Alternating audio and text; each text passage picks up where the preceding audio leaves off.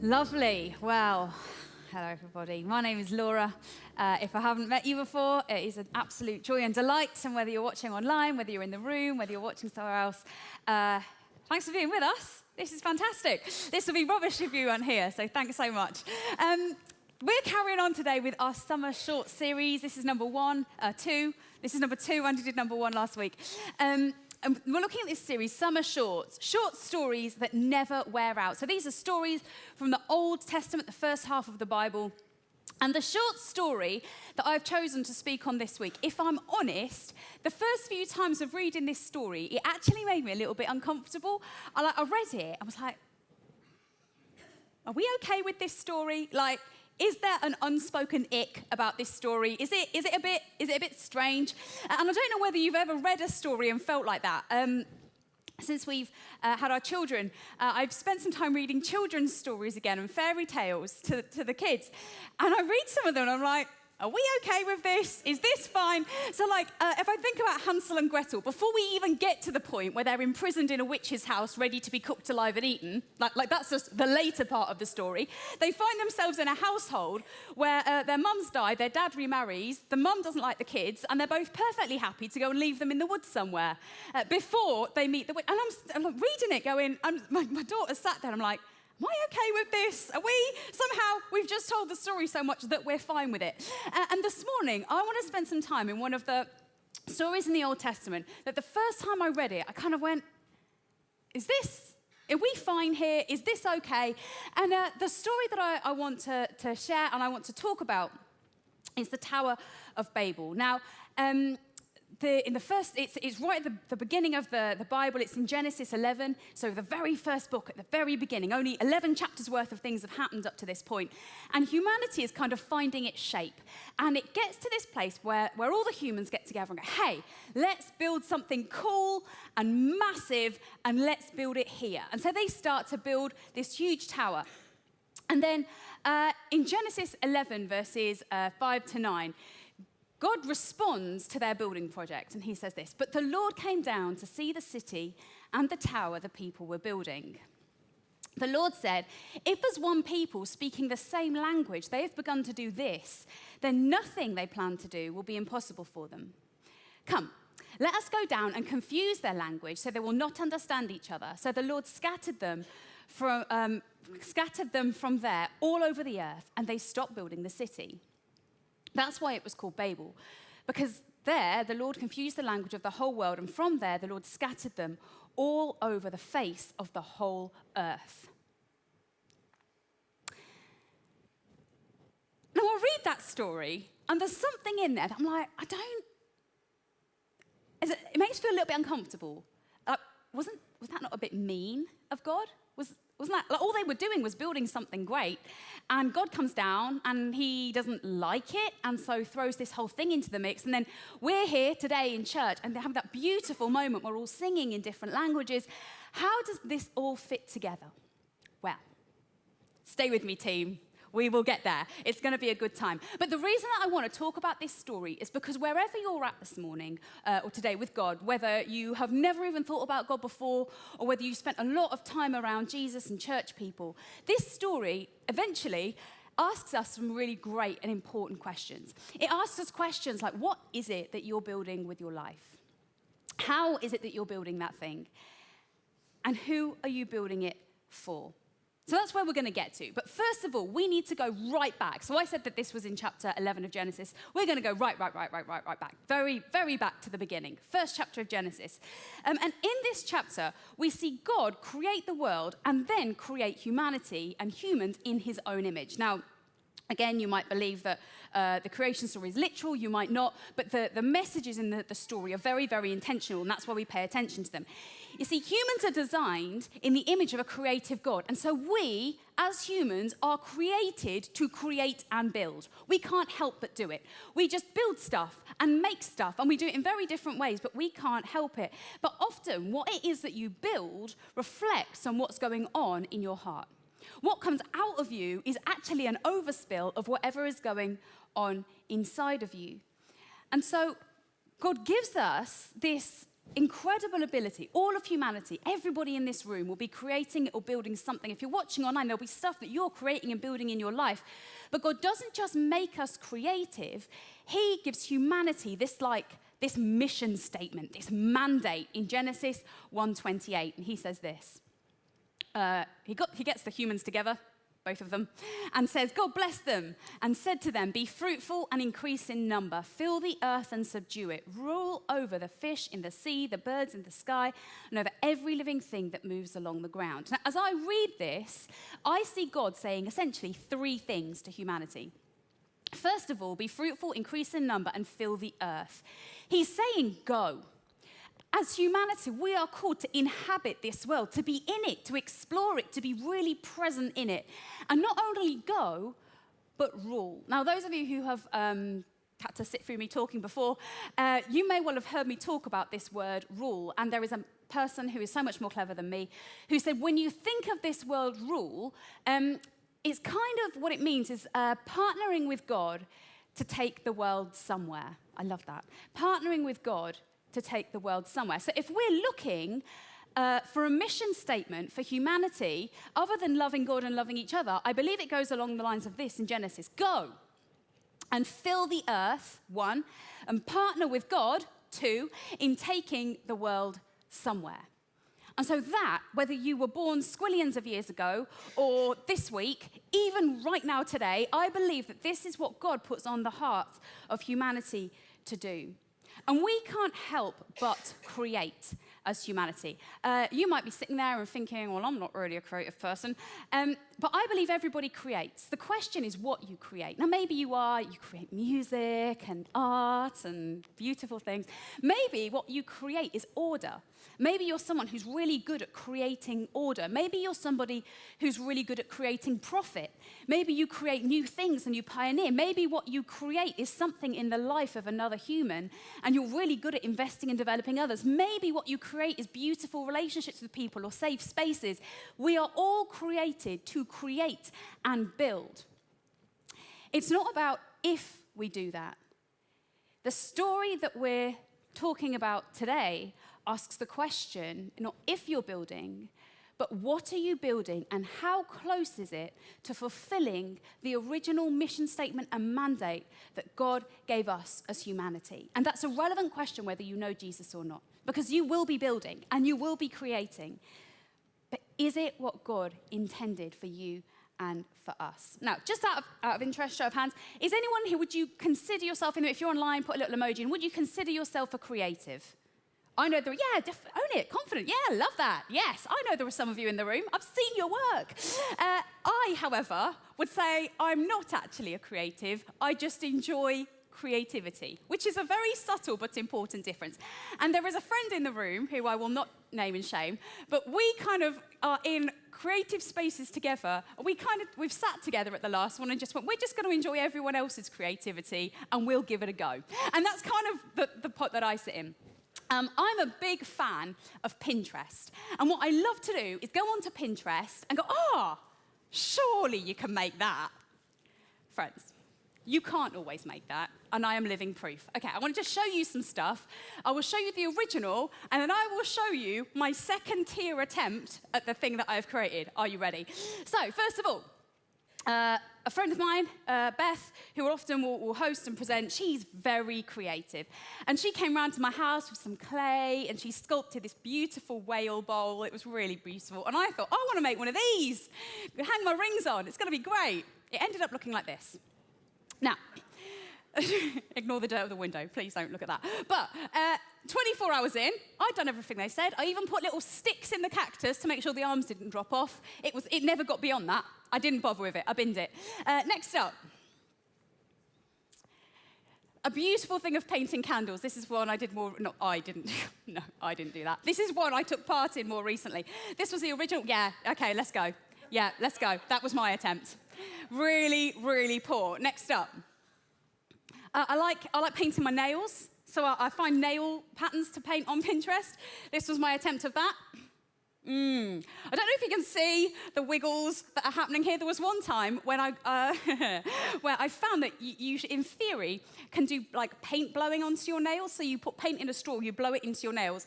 An hour and a half after trying to make this work, it just looked like some very poorly birds had pooed all over my hands. It really wasn't good. Next up.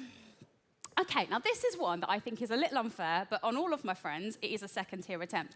I quite like cross-stitch. I really enjoy cross-stitch, and I like herons. I've got a thing about herons, so I decided I'm going to cross-stitch a bookmark that is like got a heron on it, because herons are often white, you can't see, so I made it lilac. Apart from it looks like this. And so it's now referenced to as my flamingo bookmark, which was never quite what I intended it to be. And so often I see things on Pinterest or somewhere else, and I go, do you know what? I want to make that. That's where I want to be. But the reality of what comes out of me is a really second, and sometimes it's not even second tier, attempt at the original thing that I hoped that it might be. And I wonder whether, for some of us, as we look around our lives, we look at parts of it and we go, do you know what? I just really hoped, and somewhere in me I believe that God wanted more than this for this situation. And maybe it's a relationship that you're in. Maybe it's your marriage. Maybe it's a relationship with parents or siblings, close friends, your children. Maybe it's in how you spend your money. Maybe it's in your vocation and what you do with your life. But I wonder whether for some of us, we look at components of our lives and we think somehow this doesn't feel like what God wanted. Somehow this feels like the Pinterest second tier version of what I hoped things would be. And as humanity, we can't help but veer off. We've got this like one of those wonky trolleys in a supermarket. We find ourselves drifting from what God's original intention would be from our lives. And in this story, what I think is fascinating is that you see it practically work out. So in the beginning, God created Genesis, and he didn't create Eden over here. And Eden is this example, this physical example of God's intention for humanity. It was perfect. Between God and us, humanity and us, and between each other and our world and our relationship with ourselves, it was all perfect. And then something happened where that broke. And ever since that point, and you can read it, if you've got some time on your hands this week, you can read it if you read from Genesis 1 through to chapter 11, which is where we are now, you watch humanity continue to move east. They have to leave the Garden of Eden, and then they move east. And they keep moving east, and they keep moving east. And the further away they move from this garden that is God's intention, you see the same thing happening inside of them. They move out of the garden, and Cain and Abel, the first brothers, one kills the other, and there is murder, and then they move east. And then Cain's relatives, they don't just murder each other, but they seem to quite enjoy it. And then they marry multiple people at one time, and humanity moves east. And this continues and continues until we get to Noah, where God's looking at the world going, this is so far from where I intended you to be. And so everybody gets on a boat in Noah's Ark. And they actually drift back west. They drift back towards the Garden of Eden, but once they step out the boat, they continue to move east again. And this is where we join our story. Further east from God's intention of what he wanted their lives to be. And again, I wonder whether, as some of us look at our lives, we think there are components in my life, there are things. And maybe if you don't know God and you've never been to church before, you could look at your life and say, I just feel like there was meant to be something more. And then sometimes we step away from the intentionality of what God had for our lives, and we settle for this second-rate version of what we were created to be. The beautiful thing about God is that he has this thing in him, this beautiful characteristic that calls humanity back and calls us back to our original intention. And he can do this in loads of different ways. And to be honest with you, sometimes it feels a bit uncomfortable. It's almost like God sees that we drift and then puts crash barriers in place, puts things in place to course correct us back more towards the space where he knows that we will thrive and we will love and we will exist best. And I believe that as we look at this story in Genesis, this is one of these crash barrier moments for humanity where God calls us back to his original intention. A little while ago, it was actually a year ago this week, I was driving to a festival. It was a Christian youth festival, kind of what I do as part of my job. And I was driving over to go and deliver some content, and I took the work car. And we had a Skoda. You'll notice I said past tense. And I got onto the motorway, and I got onto the M5 heading north, and I hit 70 miles an hour. I was like, right, bring on the cruise control. So I went to put cruise control on. Now, the problem with my height and this car is that I don't know the official words, so forgive me. There's a steering wheel. I've got that one sussed. And then there's the middle bit where the horn is. And then there's the bits that stick out, like a little column things that go towards the outside circle bit. I'm sorry if you are into cars and I've just upset you very much, but there's a bit. And the cruise control buttons sit behind the sticky outy bit, and I can't see them. And I'm trying to like work out, okay, cruise control. So I'm going along at 70 miles an hour, and I just dip my head like this just to flick cruise control on. Now, what happened when I dipped my head, what I didn't realize is that there's a curve in the motorway just after junction 3. And as I come around this curve and lift my head, I hear this huge bang. Now, what's happened is that a traffic cone has been left next to the central reservation, and I was in the fast lane. And the cone flicks up, hits the wing mirror on the car, and flies across the windscreen. That scared the bejeebers out of me, and so I swerved. Of course I did. I swerved into a massive lorry that was in the next lane right here at 70 miles an hour. So I then hit the lorry, all the glass shatters, the airbags go off. Now, if the cone scared me, well, that was going to scare me. So I decided to go in the other direction, and I hit the crash barrier. And it wasn't pretty. There was a lot of glass. The motorway had to be shut. The car was written off. Everyone at work was very kind to me, except they still make jokes about it now. And I got through that fine. However, it sounds bad that I hit the crash barrier. But the reality is that that crash barrier was a much better option than the alternative. Because if that crash barrier hadn't been there to correct my course, I would have drifted into the oncoming traffic in the other lanes. And so, yes, whilst the crash barrier was very uncomfortable, it was really important to knock me back into the side of the road that I needed to be on. And sometimes I think God puts these moments in our lives, these wake-up moments, these uncomfortable moments to say, you need to get back on track. You see, the mandate that God gave to humanity was this: go, fill the earth, and partner with God in taking the world somewhere. For some of us today, I wonder whether we've drifted away from the mandate that God has put on our lives. I wonder for some of us whether we even knew it and were aware of it. Maybe this is the first time you're hearing about it. But what does it take for us to get back on track? So, the story. This is the first half, Genesis 11, verses 1 to 4. Now, the whole world had one language and a common speech. As people moved eastward, they found a plain in Shinar and settled there. They said to each other, come, let's make bricks and bake them thoroughly. They used bricks instead of stone and tar for mortar. Then they said, come, let us build ourselves a city with a tower that reaches to the heavens, so that we may make a name for ourselves. Otherwise, we will be scattered over the face of the whole earth. Now, there are a few things in here that stand out. If we remember the mandate, go, partner with God in taking the world somewhere.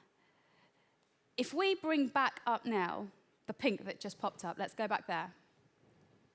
Go. Go throughout the whole earth. They build this, otherwise we will be scattered. The tower that they're building is intentionally there to keep them all in one place. Partnering with God? Well, let us build ourselves. We don't need anybody else. We've got this nailed. I don't need help. I don't need God's movement or intervention in this. I've got this. I'm on it. In taking the world somewhere, that we would build a name for ourselves. This isn't about helping anybody. This isn't about a bigger picture. This is about what I am going to create and build for me. And we read this story and we think that the problem is that they made bricks or that they made a city. No, cities had already happened a few chapters back, and God gives us technology as a gift. He created us to create. Technology is a neutral thing. It's what goes on inside of us and our hearts that determine how this technology was used. And so we find ourselves with humanity in this space where what they want is to go against, maybe quite accidentally, the mandate that God had put on their lives. I had to call the insurance company a few days after the accident. And as I called, I had to explain the whole thing. I had to talk them through it. And I explained, I was trying to put cruise control on. And after this very long explanation, the woman down the end of the phone just went, so I'm going to say that you were distracted whilst driving. I was like, oh, that burns. And I think I went, well, I mean, you could say that. I wouldn't say that personally, but you could say that. But the reality is that I'd taken my eyes from the road and I'd begun to drift. And the longer we take our eyes off of the place where we are headed and intended for, the further we are likely to drift. And I wonder whether for some of us, we've forgotten what we were created for. And there are elements of our lives where we started to drift. So, how did God solve the problem?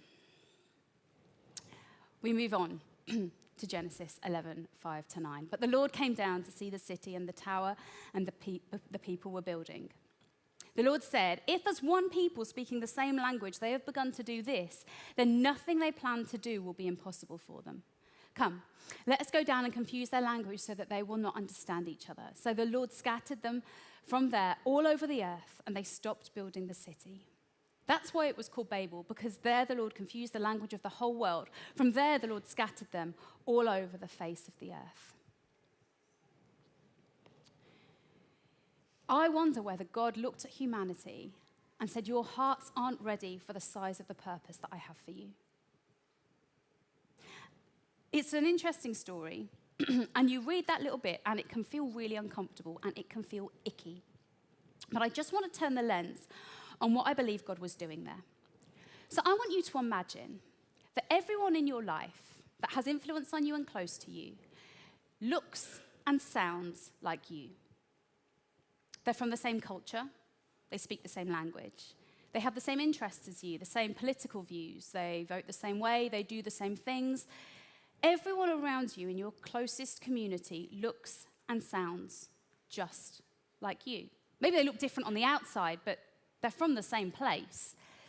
And then I want you to imagine that on your social media, whichever platform you use,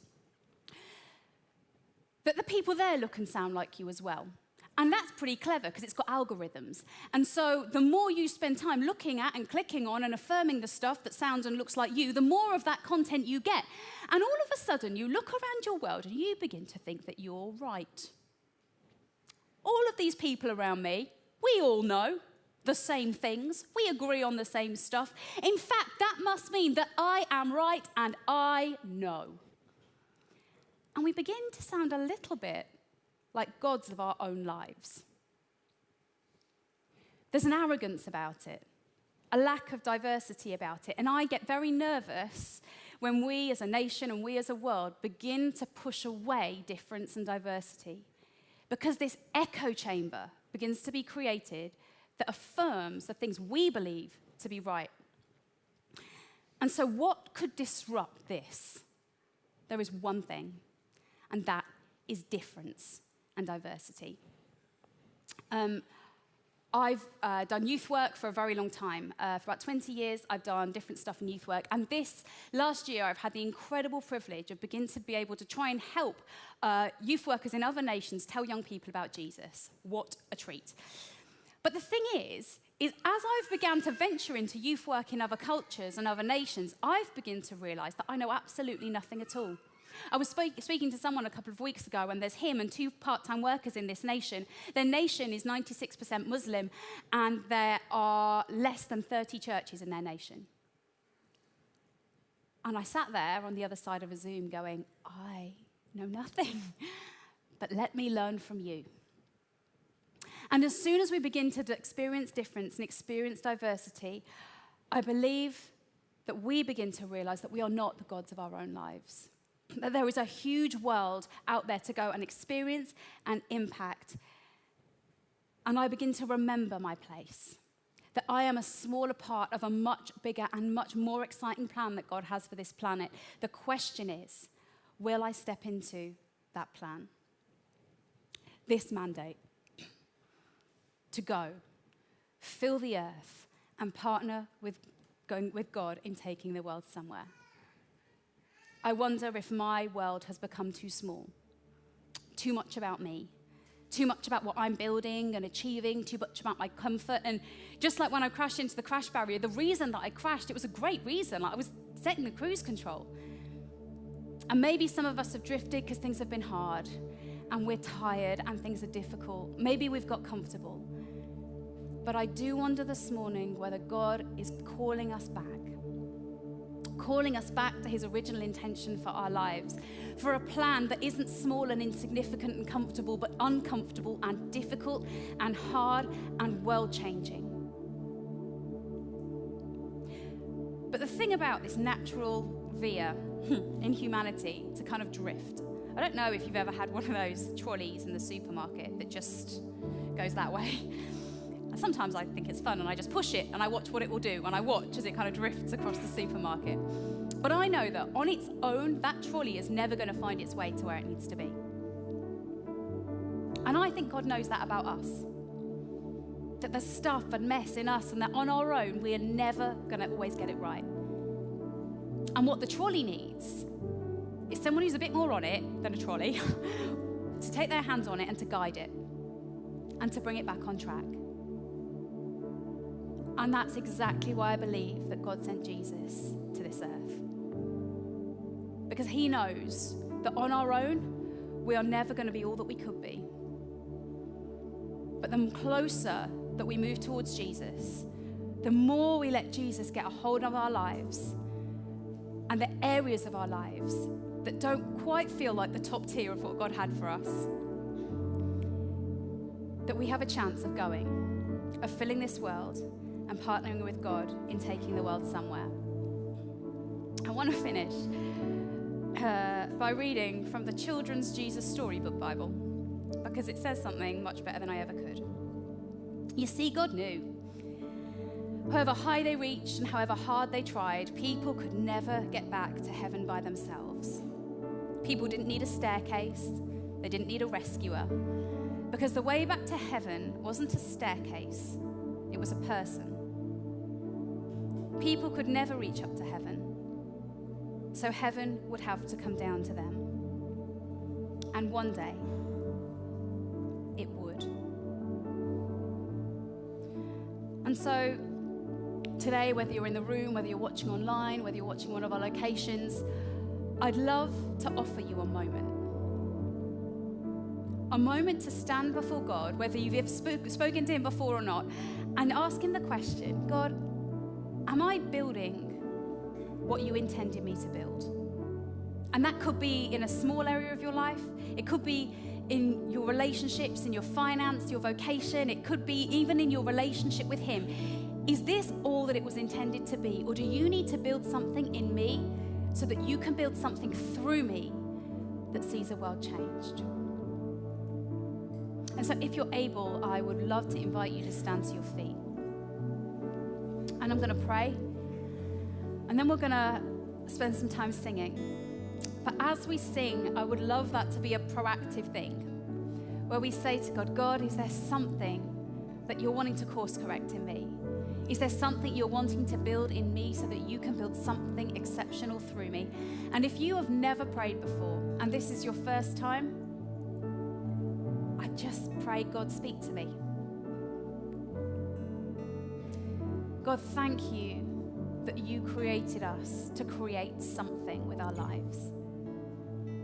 God, thank you for the relationships you've entrusted to us. Thank you for the resources that you've given us. Thank you for the things that we do with our time, God, that make a difference in this world. But God, would you show us where you want to build something in us so that you can build something through us? God, if there are areas where we need to slightly course correct, would you just give us a nudge on that? God, would you help us to fulfill our purpose of going, of filling the earth and partnering with you in taking this world somewhere?